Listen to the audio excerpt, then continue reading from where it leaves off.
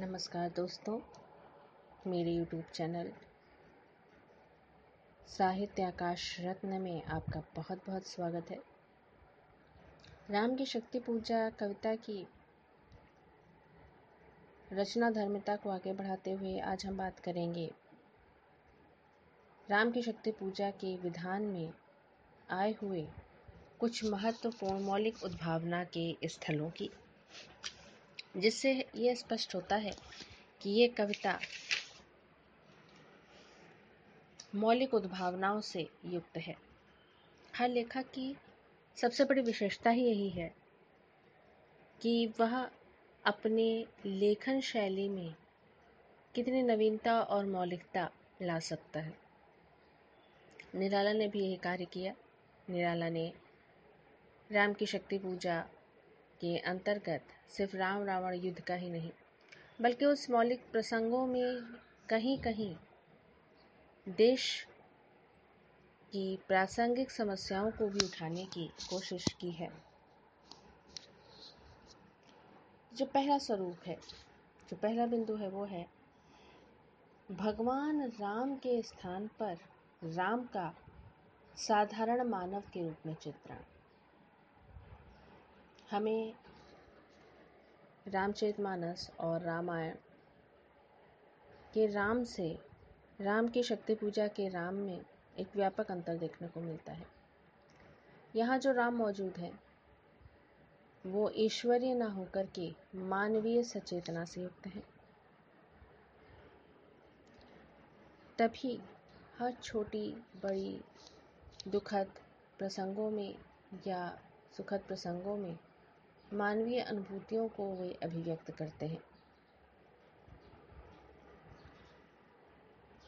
इसी कारण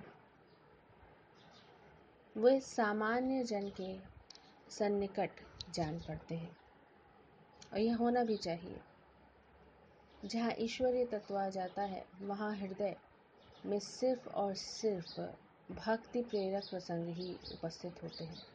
लेकिन जहाँ हमें यह दिखता है कि उक्त पात्र या उक्त नायक हमारी तरह ही समस्याओं से ग्रसित है, तो हमें सहानुभूति भी होती है और साथ ही साथ इच्छा शक्ति भी जागृत होती है कि हम भी विपरीत परिस्थितियों का सामना जुझारू वृत्ति से कर सकते हैं। जब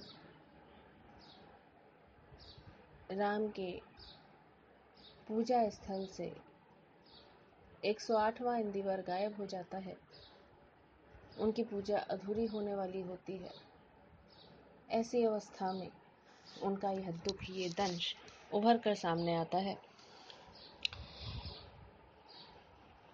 जहाँ पे वे मानवीय संवेदनाओं की नैराश्य युक्त भावना को या मानवीयकृत रूप को अभिव्यक्त करते हैं। धिक जीवन जो पाता आया ही विरोध, धिक साधन जिनके लिए सदा ही किया शोध, जानकी हाय उद्धार प्रिया का हो न सका, वह एक और मन रहा राम का जो न थका। इन पंक्तियों में राम का मानवीय चरित्र है 3 पंक्तियों में, और अंतिम पंक्ति में एक और मन रहा राम का जो न थका में उस ईश्वरीय तत्व, उस दृढ़ इच्छा शक्ति का उदाहरण मौजूद है। दूसरा महत्वपूर्ण बिंदु है हनुमान का क्रांतिकारी स्वरूप। जी, हनुमान हम सब जानते हैं श्री राम के परम भक्त थे, और श्री राम के हर समस्या को वे अपनी समस्या मानते थे। यही कारण था कि सीता माँ का पता लगाने के लिए 100 योजन समुद्र भी वो पार कर गए। 100 योजन समुद्र भी वे पार कर गए थे। लेकिन इस कविता में एक पक्ष ऐसा भी आता है जहाँ पे राम के आंखों में आंसू देखकर हनुमान क्रोध से भर जाते हैं। ठीक वैसे ही जैसे भारत के क्रांतिकारियों ने जब भारत माँ को अंग्रेजों की कैद में देखा था तो उस छटपटाहट को महसूस करते हुए वे उत्तेजना से भर गए थे। तो राम की आंखों में अश्रु देखकर हनुमान की भी अवस्था वही होती है और उनके भीतर का जो क्रांतिकारी है वो उभर के सामने आता है। ये अश्रु राम के आते ही मन में विचार, उद्वेल हो उठा शक्ति खेल सागर अपार। हो श्वसित पवन 49 पिता पक्ष से तुमुल, एकत्र वक्ष पर वह वाष्प का उड़ा अतुल। ये पंक्तियां हनुमान के चरित्र में छिपे हुए क्रांतिकारी स्फूर्ति भरे भाव को स्पष्ट करने में सहायक सिद्ध होती हैं। तीसरा महत्वपूर्ण पक्ष है शक्ति की अवधारणा और भारत माता के स्वरूप की कल्पना। शक्ति अर्थात माता भवानी के जिस स्वरूप का रावण आराधन कर रहा था,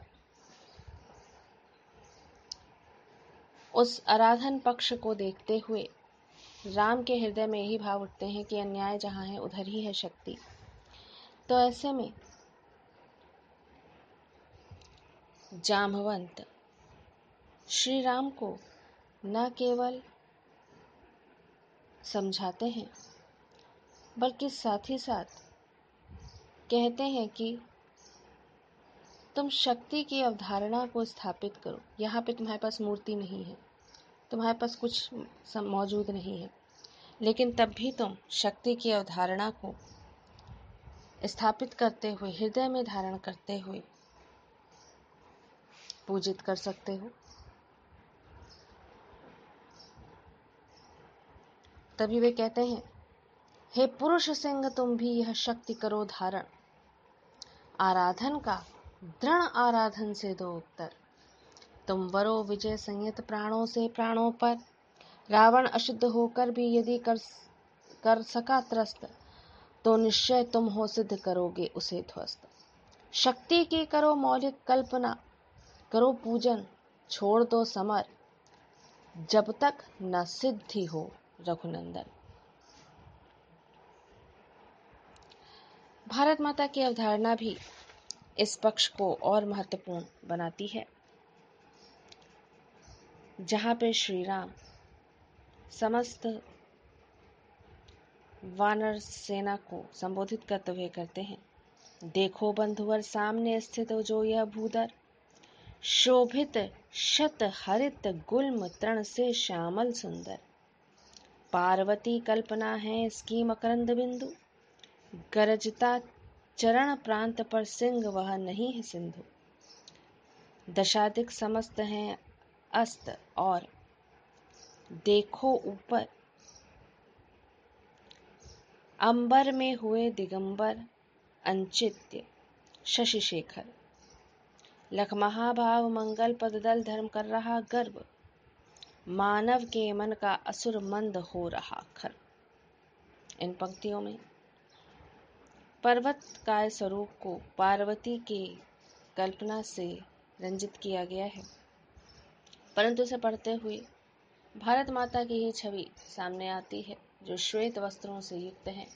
एक हाथ में भारतवर्ष भूमि का झंडा है और चरणों के नीचे गरजता हुआ सिंधु है, जो कि सिंधु ना होकर के सिंह का गर्जन है, जो मानो समस्त अंग्रेजी हुकूमत को ये बताना चाहता है कि तुम यहाँ पे ही अपने पद दलन को पाओगे, तुम्हारा विनाश निश्चित है। प्राकृतिक उपादानों का प्रतीकात्मक उपयोग भी इस कविता को महत्वपूर्ण बनाता है। ये प्राकृतिक उपादान या उपमान न केवल मानवीय भावों को स्पष्ट करते हैं, बल्कि उसके साथ ही साथ हृदय के छिपे हुए नैराश्य और भाव प्रेरक प्रसंगों को भी स्पष्ट करते हैं। इसका सर्वोत्तम उदाहरण है अमान निशा उगलता गगन घन अंधकार, हो रहा दिशा का ज्ञान, स्तब्ध है पवन चार। इन पंक्तियों में अमावस्या की रात्रि को नैराश्य की रात्रि के रूपक में बांधा गया है। इस अंधकार में जहाँ दिशाओं का ज्ञान नहीं होता, वही भ्रांतियां उत्पन्न हो जाती हैं जब मनुष्य नैराश्य में होता है, निराश होता है कि वह क्या करे क्या ना करे, और चारों तरफ एक स्तब्धता छा जाती है। इसी प्रकार का एक उदाहरण और है। अप्रतिहत गरज रहा पीछे अम्बुधि विशाल, भूदर जो ध्यान मग्न केवल जलती मशाल। कि चारों तरफ लगातार समुद्र की गर्जना है। समुद्र, जैसे मैंने आपको प्रतीक रूप में बताया था कि यहाँ पर अंग्रेजों की नेवल सेना, यानी कि जो जहाज की सेना है, जहाजी सेना है, उसका प्रतीक बन के आई है। भूधर जो ध्यान मग्न, यहाँ उन बुद्धिजीवों के लिए आया है जो शोषण को देख रहे हैं लेकिन तब भी शांत बैठे हैं भय के कारण। केवल जलती मशाल। जलती मशाल गदर पार्टी का निशान था, यानी सिर्फ एक गदर पार्टी ही थी उस समय जो लोहा लेने के लिए सक्षम थी और बिना डरे बिना रुके अपने कार्यों में रत थी।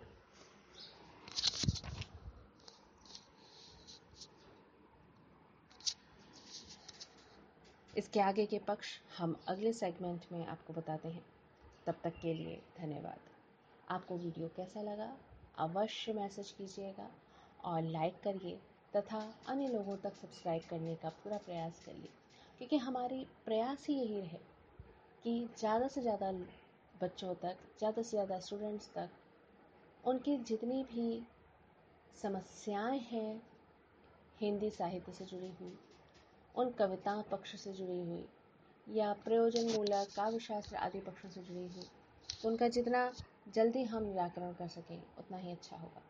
इसके अतिरिक्त आप और इस मेरे वीडियो चैनल पे क्या क्या साहित्य से जुड़ा हुआ पक्ष सुनना समझना चाहते हैं वो भी ज़रूर शेयर कीजिएगा, ताकि मैं उस पर वीडियो बना करके आपके समस्त संदेहों को दूर करने का प्रयास कर सकूं। धन्यवाद।